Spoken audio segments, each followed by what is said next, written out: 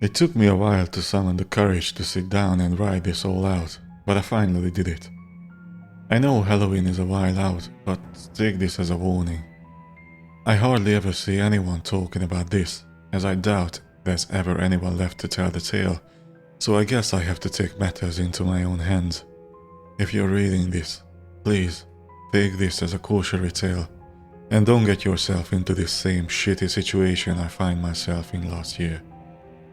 I was never someone who followed traditions, as I found them kind of stupid and a waste of time.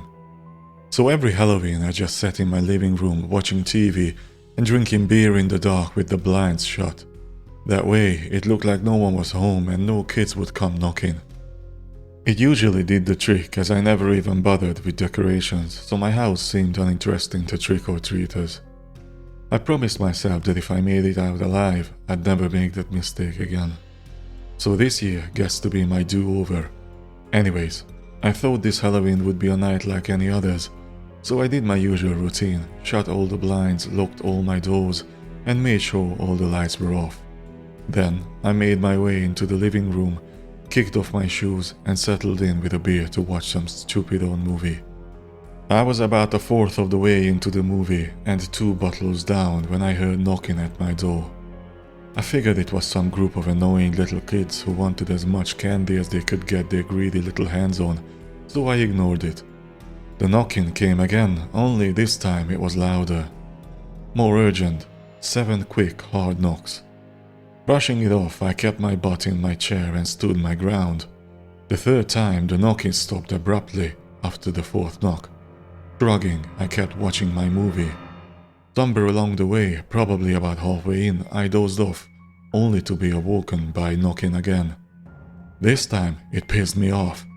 These stupid-ass little kids woke me up even though no lights were on, and I made sure my house looked the opposite of warm and welcoming. I grabbed the bat that I keep by the door, hoping to scare them off. But as I threw open the door, bat in hand, there was nothing there. Well, seemingly nothing. As my eyes shifted downwards, I was met with a jack-o'-lantern. It had triangular eyes and a crooked mouth, pretty standard stuff. It was glowing a deep, almost red-orange. Harmless enough. I figured someone thought my house needed some Halloween spirit, so I positioned it on my porch facing the street and walked back inside. Looking back, that's probably what saved my life. I walked my naive ass back to my couch and kept on watching my movie, drifting back into a dreamless sleep. I woke up with a start around 3 a.m. to what sounded like screaming. Blood-curdling, high-pitched screaming, the type that made the hair on the back of your neck stand up. It seemed far away, but somehow still pretty close. I got up from my couch, uneasy, and quietly walked to the door. Bat in hand, I stepped outside barefoot and tried to find the source of that terrible sound. I still hear it in my dreams. As the terrified screaming began again, I began running towards my neighbor and his house. Deeming that was the source of the noise, I burst through the door and tried to find her, only to be met with the most horrific scene I've ever seen. Sprawled out on the dinner table was Annie's husband, Connor. His body was limp and he didn't seem to be breathing. Annie sat crumpled in the corner, screaming her head off. Standing over Connor were 4 people. There was a 5th person, the only one who stood with their back towards me. At first I thought it was just some person who got too into the Halloween spirit, wearing a pumpkin on his head. But as he turned to face me, I realized it wasn't a human at all. He was slightly too tall and way too lanky to be a person. And he wasn't wearing a pumpkin. As he looked in my direction, I saw a horrible smile carved into his huge orange head, and the eyes and mouth moved in a way that seemed like a cartoonish, crude imitation of human emotions. His smile grew wider as he proudly held up his right hand, showing disgusting, long, blackened fingers, gripping a large kitchen knife. Then he turned its back on me once more and went back to carving the cartoonish, traditional jack-o'-lantern onto Connor's face, as they all recited something in a language I couldn't quite understand. They kept repeating something that seemed almost cult-like. The only word I could make out was Jack. As the carving finished, one of the cult members pulled out a candle and began lighting it.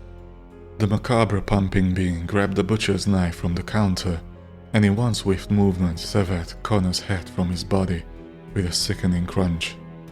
Throwing his body carelessly onto the floor, they set his head upright and stuffed the candle into his mouth, creating a makeshift decoration of sorts. I couldn't watch anymore. I grabbed Annie and tried to pull her away, but she fought against me, too far gone to realize what was happening. I tried to get her out, I really did, but she struggled against me, and eventually I had to flee on my own. I stumbled outside, terrified and breathless, and ran back into my own home, locking the front door before running around the house and making sure everything was shut and locked. I grabbed my hidden shotgun and sat on the floor in a corner, waiting for that cult, or whatever the fuck that was, come for me. I stayed up all night, trembling and sweating, but they never came. I heard the sound of a large vehicle parking in the driveway, slamming car doors, the gravel crunching with steps, and then absolute silence. When I finally found the courage to get up and move, the first rays of light were cracking into my window.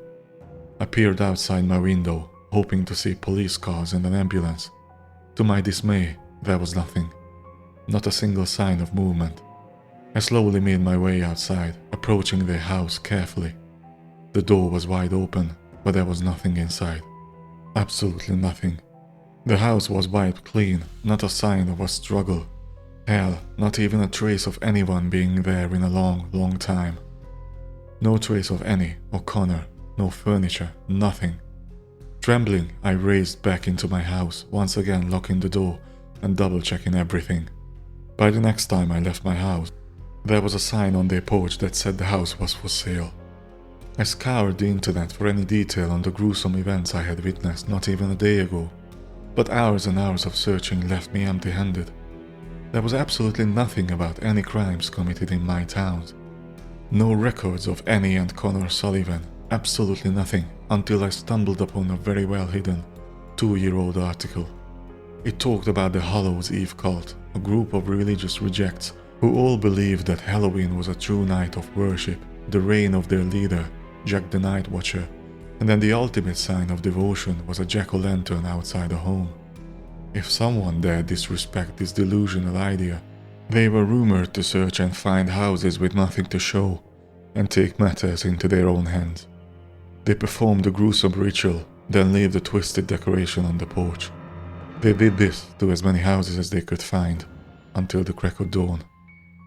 I was beginning to read about the police cover-up involved, something about them being untraceable, uncatchable, and about people going missing, when suddenly my browser turned black. My whole phone completely bugged and restarted, wiping all my data. I figured whoever was covering for these fuckers didn't want anybody snooping around, and I sure as hell didn't want any part in whatever the fuck was happening. So I put my phone away and began writing this as quickly as I could, before anyone tries to intervene or stop me.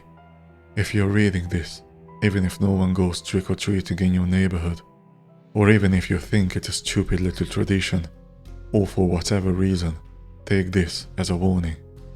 Please make yourself a jack-o'-lantern, simple as it is, and leave it out. I am begging you.